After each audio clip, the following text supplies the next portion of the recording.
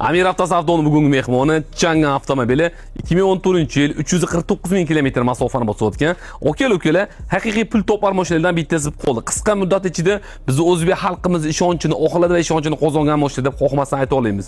Dubl kabinali bo'ladi, orqasi gruzovoy ukalar. Bu videoni tadbiqotdan ishga jo'natib qo'yinglar, chunki rosa pul topadigan mashina.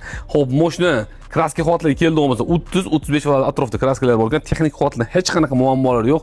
Muhimi narxi zo'r bo'ldi. 5850 dollar. Ukalar propan gazgacha uстановка qilib qo'yilgan. Bu balonlar ham zo'r turibdi, salon holatlari ham ideal holatda turibdi. Salondan bitta ochib ko'raylik mana. Salonlar zo'r holatda. Mashina ancha aqlli mashina. Olib maza qilib haydasa bo'ladi. Olib maza qilib haydashingiz uchun 5850 dollar baholandi. Bizni yo'qotib qo'ymasanglar ukalar.